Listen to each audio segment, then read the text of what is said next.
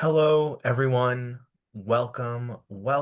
We are so glad you're here. My name is Diego, and I'm from the National Headache Foundation, and it's a pleasure to welcome you to Taking Charge of Headache, Episode 3. This webinar is part of a special series designed specifically for women veterans because we understand how complex the healthcare journey can be, especially when you're managing headache and migraine attacks. This series is a partnership between Shiro Coffee Club and Operation Brainstorm. Shiro isn't just about great coffee, it's all about empowering women, veterans, through connection and advocacy. I just wanted to give a quick shout out to Melissa. Melissa, who is supposed to co-host with me today, was not able to make it tonight, but she will be back at our next episode for sure. Operation Brainstorm is a National Headache Foundation program dedicated to supporting military community members living with headache and migraine.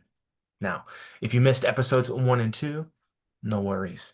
You can watch both Why Do I Get Headache and Migraine Attacks and The Road to Diagnosis on our website and YouTube. We'll also drop that link in the chat right now. Today's session is what treatment options are available to military community. Now, we're going to cover all your options, everything from emergencies to preventative treatments. If you don't like taking prescription medications, that's okay. We also cover holistic non-drug treatment options. Our goal is to give you a clearer picture of what's possible and how to move forward in your headache journey. But before we begin, we wanted to share a veteran patient perspective. Nicole Johnson is a U.S. Army veteran. Nicole's headache and migraine attacks began after her deployment to the Persian Gulf for Desert Storm. At first, her doctor thought that she had a seizure-like disorder, but after seeing a neurologist, she was diagnosed with migraine, as well as PTSD, dissociation, and severe anxiety. All were affecting each other. She would lose track of large amounts of time. She was incredibly sensitive to noises like the phone ringing at work. She would have to take days to weeks off of work at a time. Now, we're going to take a moment to listen to a part of a recent interview we had with Nicole, where she talks about her experience and her treatment plan. Let's take a look at that video.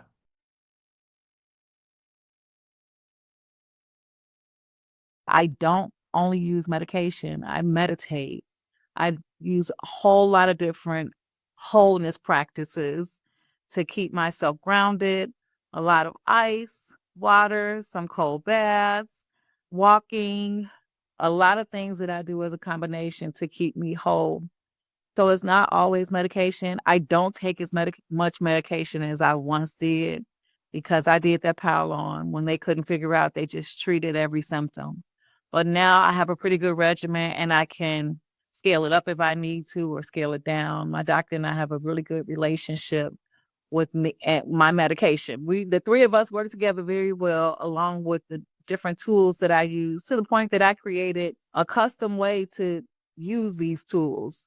When this is going on, I'll meditate or I'll take a walk with a lot of grounding, walking with no shoes on. It's a lot of different things that as a combination work together for me to maintain wholeness.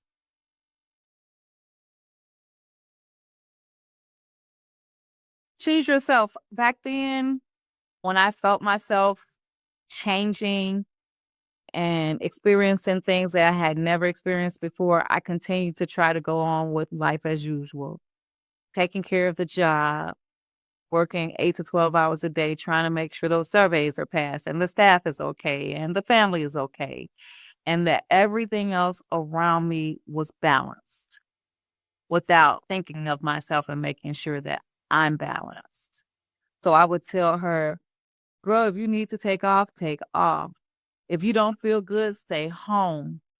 Find out what's going on so that you can become a better version of yourself now instead of waiting until 2 decades from now. Do it now. Take care of you, get all the information, education, and resources that you need so that you can evolve gracefully.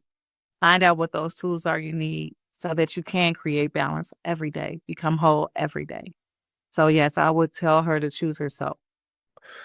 We just wanted to take a moment to thank Nicole for being vulnerable and sharing her story. You can check out Nicole's full story on our website, headaches.org, in the coming weeks. She has a lot of cool stuff to talk about. Stories are important to increase awareness about the challenges so many veterans face living with headache and migraine. They are a powerful way to help people feel less alone. If you're interested in sharing your story, please let us know. If we publish your story, as a small thank you, you'll receive a headache relief kit from us. Look at how nice that kit looks. Now, to help dig into today's topic, we are honored to welcome back once again Dr. Karen Williams. Dr. Williams is a nationally recognized expert in integrative headache and pain management with more than 40 years of healthcare experience. She has served service members and veterans at locations around the world, including the Traumatic Brain Injury Program at Landstuhl Regional Medical Center in Germany and the Central Virginia VA Headache Center of Excellence. She also helped shape the VA DoD headache guidelines. What a pro. Karen, we're so thrilled to have you back here again. Let's get started. Woo, thank you, Diego. And it's a pleasure to be back here again. And Nicole's story was powerful. So thankful that she was able to share that with us. So let's dive right in. And first of all, I'd like to recap what we've done over the last couple of presentations. The first is to make sure you have that scheduled appointment specific for the headache itself. We know providers are really busy and they seem to have a shorter period of time than when I first started. So having that specific appointment is really important with your headache story. So when did they start? Those current symptoms that you're having, what treatments you tried in the past and what current treatments you have. Extremely important to let them know that. Knowing that you may have to go to other providers as well, so having it written down is helpful. And as Nicole was, she became her own advocate, and that's extremely important. Nobody cares more about you than you and knows you better than you. So being able to give that information to those providers, I can tell you, it's really, really helpful. For years talking with patients, it was so helpful to find out individually how they worked and what was most important to them. Keeping a headache calendar is really important, and also documenting what days are headache free. That's important. I've had patients say, oh, no, I've only had 3 headaches a month, but all of a sudden, when I have them start documenting, like, wow, I'm having these milder headaches that I never realized on other days. So that's really helpful. And then also knowing, we went over last time about red flags when there are potential concerns and what type of testing may be needed, but then getting that right diagnosis. And today we're going to concentrate that diagnosis is migraine, and we're going to go over some of those treatments that are very valuable for that. So treatment options, it really depends on you, first of all. The diagnosis, we're going to say it's migraine, but what type of migraine? Is it chronic? Is it episodic? How often are you getting it? Your particular goals and preferences. Not everybody wants to pop a pill. Some people want to do other types of treatments like Nicole did. Also, unfortunately, what is your insurance coverage? So if you're in the VA, there are many options, and for some of those outside of the VA, there are coverage. It just, some of that depends on what that coverage is. As I said, there's medication-based, but there's also non-medication approaches, and it's kind of nice to meld them together. There are 2 main areas that we treat. The first is acute. Every person who has migraine should have some sort of treatment to stop the attack.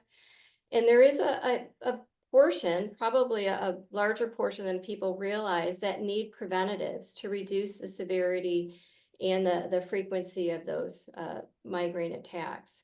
So from an abortive or an acute treatment, these are ways to help stop that attack. Now, you may have tried over the counter. Most patients, by the time they come to the provider, have tried something, whether that be aspirin or acetaminophen or some sort of non-steroidal or a combination medicine that has the aspirin, the acetaminophen, and the caffeine in it. Then there are those prescriptions. Triptans were one of the first ones that came out that were really effective. And you can combine those with the over-the-counters, and sometimes that's an added benefit. There's another medication that is a diazepam, so it works in a little different way. It doesn't cause some of the side effect that triptans can, although it can make you really sleepy. And so they don't recommend you use that for 8 hours. It's best to be taken at night. And then we have our newer class of medications, those calcitonin gene-related peptide inhibitors. So they block that peptide. And those medications have been proven to be extremely helpful for a number of different patients, both abortively and preventatively. Now, I will say of all of those that I just listed, the calcitonin gene-related peptides are ones that do not seem to cause a medication overuse. Those other medicines do at some point, if you're taking it more than twice a week for a number of weeks, can increase to a medication overuse where you're having more issues with more headaches. And then there's also anti-nausea medications that can be extremely helpful. In fact, I've had some patients that is what stops their migraine. Newer to the market too are those neuromodulation devices, and there are about 5 now that are on the market. Next time we'll go into more detail on those, but those can be extremely helpful, maybe using them in combination or using them solo. And don't forget those lifestyle and environmental modifications. So time in nature is extremely helpful, as Nicole talked about grounding. Also, even just pictures of nature or looking at an aquarium, anything that's quiet that resembles nature itself. Relaxation techniques are helpful. Thermal therapy for Nicole, she was using ice and cold baths. That's extremely helpful. Some sort of tinted glasses or dimming lights, those types of things. In my headache clinic, I used peppermint oil on a Q-tip to have people smell it. It worked extremely well. I had other patients that would drink ginger tea for the nausea or ginger candies. Also soothing music or quiet and just other lifestyle changes that can be really helpful. So the question is, when do we start taking that abortive? And how often should we be taking that? Now, part of that is, as you see, prodrome, aura, and acute attack are all highlighted because it depends on what treatment you're doing. So we now know that one of the CGRP inhibitors actually can be taken in the prodrome phase. But if you look at how long that prodrome phase could be, it could be 72 hours. And if you start taking a triptan 72 hours before, by the time you get to the acute attack, you may have taken it too much. So it really depends on what you're using. If you're using a neuromodulation device, certainly during the prodrome or during the aura phase, you can do that. But you can still start using some other techniques, either cold or lifestyle changes that could be helpful. So some of that depends. Now, the other question is, how long do I need to take an abortive before I realize it's not working or I need to take something else? I would say taking that 2 or 3 times over the course of the attacks. Sometimes what I always did was, if it was a triptan, I would order a lower dose first because you can have side effects to them. And if that didn't work, then next time double it, those types of things. But working with your provider on what works for you is important. You may need to add on different medications or different treatments.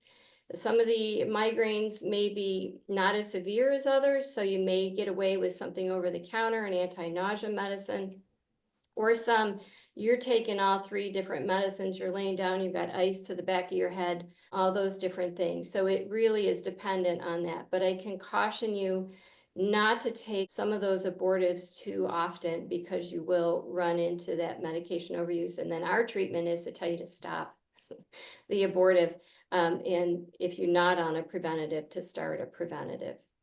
So what are the preferences for acute treatments? Again, we know patients want rapid freedom from the symptoms, right? We know that. And to getting back to your normal everyday life, being able to do all that you need to do throughout your day, whether that be at work, at home, school, whatever. And trying to reduce how many doses that you take. That's extremely important as well. And as Nicole found, optimizing that self-care and reducing those, she was taking a ton of different meds and different treatments, and then she realized what worked for her. And so that may take some time. Unfortunately, you didn't get here all at once, and so it will take time. Be patient with that, trying to keep those lines of communication open with your provider. And of course, we want minimal or no side effects. And that is something that, again, keeping track of what works for you, because it's different for one person to the other. When I was younger and I had migraines that were disabling, there was only one triptan I could take. And I tried 3 of them before I got to the one that I tolerated really well, and it worked well, but I had to try and figure that out. And then being able to have timely access that is affordable is also extremely important. So preventative treatments, there is such a plethora of preventative treatments now. It is really wonderful, but it can be a little bit overwhelming. So when I saw a patient who needed a preventative treatment, I would look at what are the other things that are going on. Do they have a blood pressure issue? Is their blood pressure high? So there are several different blood pressure medications that can be extremely helpful for preventing or reducing the severity or the frequency of the migraines. There are some anti-seizure medications that are extremely helpful as well. However, they can cause some side effects. And in a woman of childbearing ages, I usually would not order an anti-seizure medication because it could cause issues with the fetus. Or also, if it's topiramate at higher doses, it can reduce the effectiveness of birth control pills. Antidepressant medications may be helpful if there's a component of anxiety and or depression there. And anxiety and depression are very common in folks that have migraines. Sometimes we're not sure which drives what, but if you're worried about getting a migraine all the time and the severity of it, then that's going to drive your anxiety up and then increase your chance of another migraine. So working on those ways to reduce that is helpful. There are some CGRP inhibitors. Again, there's one pill that's also used for acute therapy that can also be used for reducing the possibility of a migraine. And then there's others that are injectables that are once a month, or there's one that's an infusion. Botulinum toxin is extremely helpful and can be used in combination with all of these other treatments. It's a treatment that's done every 12 weeks. Occipital nerve blocks are extremely helpful. And if you, again, go to the back of your neck and you run your fingers about a thumb width over from the base of the skull, you'll find a notch.